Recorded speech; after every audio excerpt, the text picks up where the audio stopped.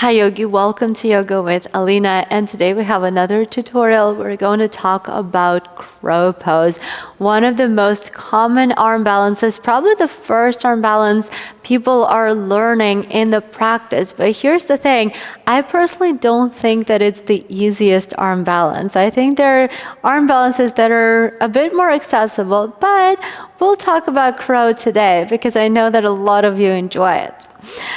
Get yourself ready. If you're practicing with me, if you're practicing with this tutorial, make sure that you have a couple of pillows around you, maybe a couple of blocks so that you can do the measurements. And I'll see you on the mat in a couple of moments.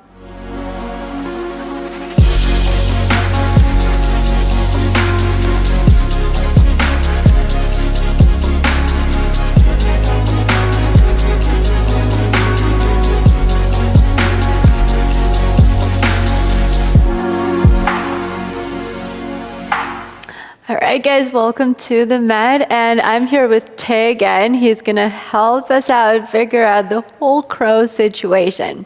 By the way, before we start, there's one thing that I want to mention. I don't know if you know about this. You know the difference crow and crane pose? I know you know that one. You know that the Sanskrit names are also different? No.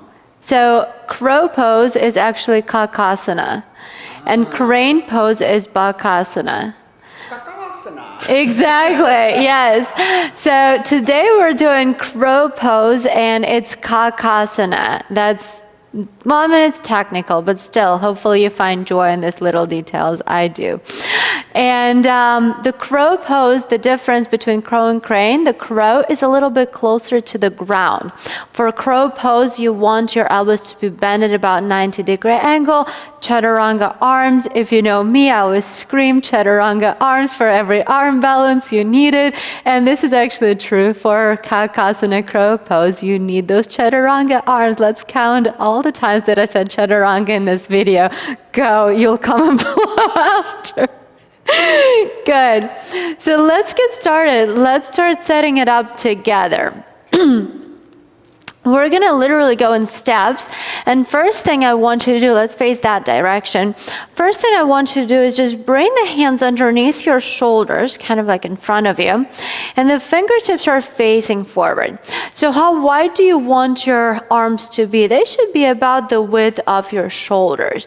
For guys, usually a little bit wider, just because the shoulder mobility is a little bit, well, it's a little bit less than for girls, at least in my practice, right? In my practice with my students, with my clients. So if you feel the need to slide the hands out a little bit more, do that. But make sure that later when we start bending the elbows are not going out too wide because of that.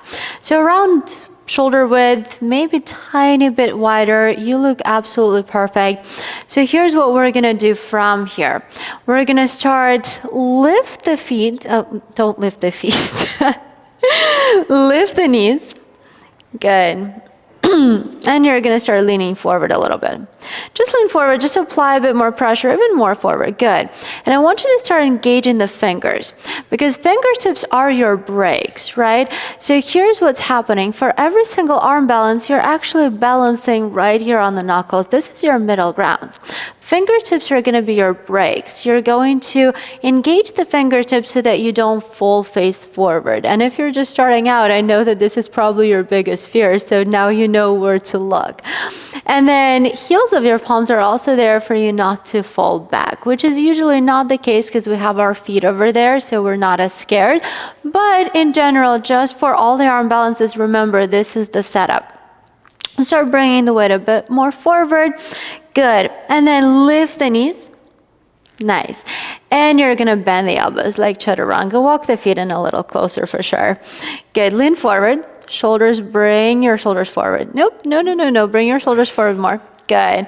And start bending the elbows. Good. So I want you to bring the knees not super high up, just a little lower on the triceps, because not a lot of people can go super high up to the armpits, right? So for this crow pose, it doesn't really matter if you bring the knees super high up.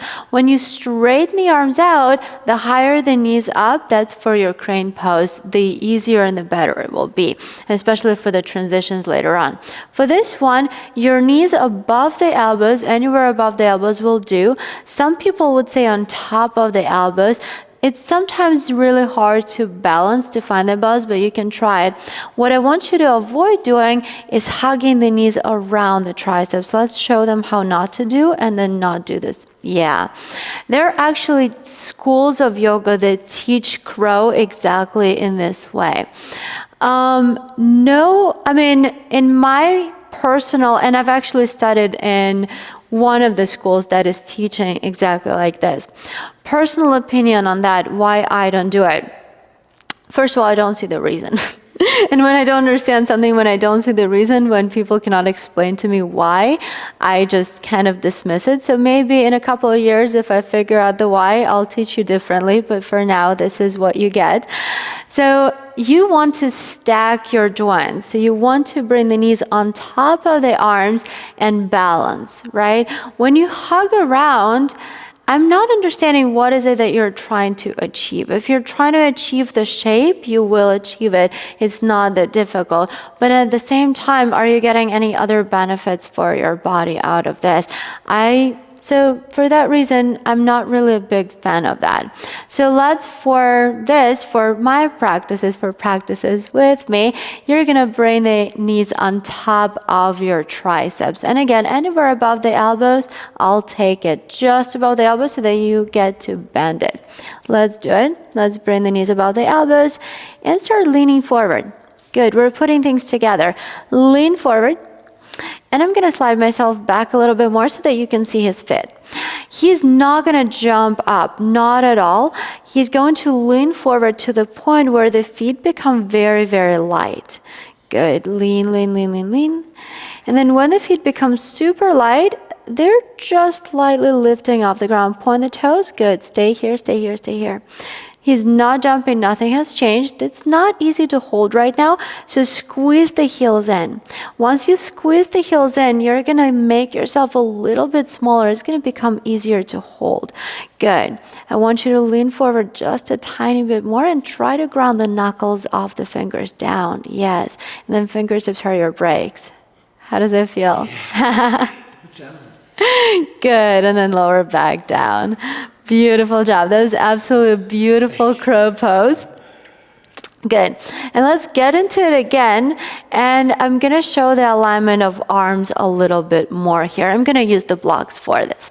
So we're not going to set it up together anymore. You guys already know how to get into it. Just get into your pro and I'll focus on the arms. Good. Knees on top of the triceps, leaning forward. No jumping whatsoever. And then when the feet lift off the ground, you're going to squeeze the heels in. Good. So again, the alignment is chaturanga arms, right? But you obviously will not be able to drop the shoulders so far down. But see if you can bring the shoulders a little bit more. There you go. That is absolutely perfect. Yes, look forward, look forward, look forward. That's it. That is absolutely perfect, Jay. How did you feel? It feels like I'm gonna fall. It feels like you're gonna fall. Okay. So what I want you to try and do right now, do the same thing, but do not look down. Look forward. Look straight ahead. I'm actually gonna put a pillow right here. You're gonna look towards the pillow, and your shoulders are not gonna touch the blocks just because your arms are fairly long, right? It's not that case, but you're gonna try to bring the shoulders down as much as you can. Good, and keep grounding the knuckles of the index fingers here as well. And look right here. There you go. There you go. All right. Good. So now you guys know the pillow right there is for your face, just in case you decide to fall on it. Good. How did it feel right now? Feels good. Feels good? Okay.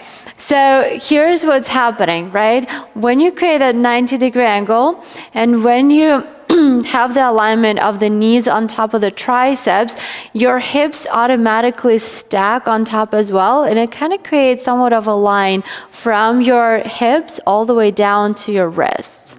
Okay, so in that way, everything is stacked in one line. Once it's stacked, it is much easier kind of to hold. Yeah. But also, with all that said, I always say it in my practices, wherever you're looking is where your chest is going. So if you look down, you're gonna go down. You're gonna face palm, you're gonna fall on your face, not fun. Pillow is there if you have it. If not, oh well. Well, I've been there actually. So I know what I'm talking about.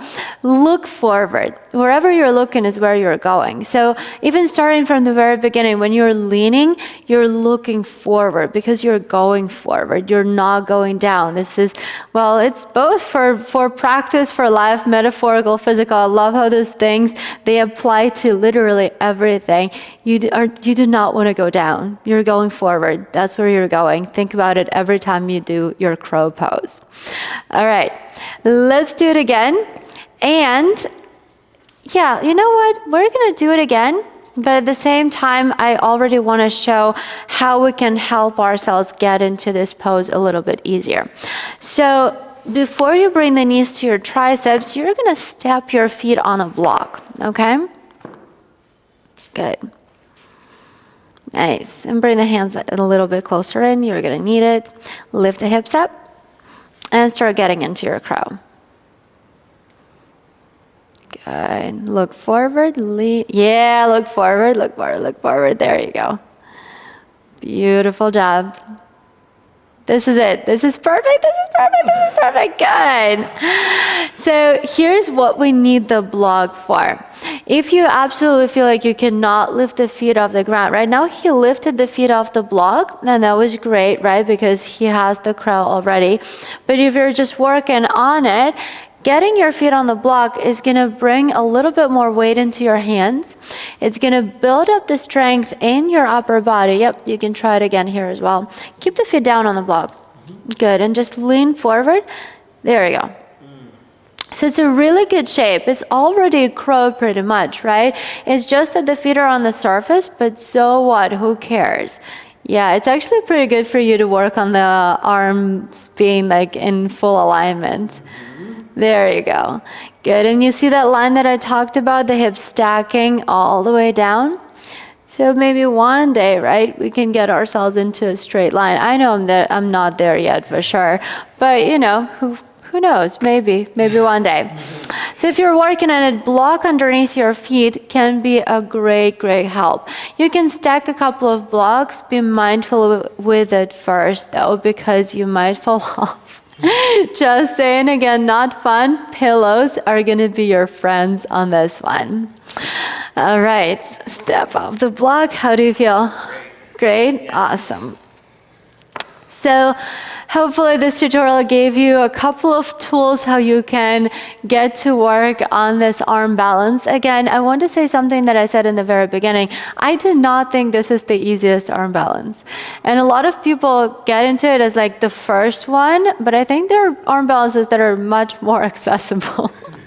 This is not easy. So if you're struggling with it, you're not the only one and you're absolutely normal. But with that being said, there are ways to work on it. And your blocks are your greatest help. Your pillows are there for your mind and for your body. We would know. So get all the props together and get on your mat. Practice, have fun with it. Be patient with yourself and your body. Hope you enjoyed it, and I hope to see you on the mat again very soon.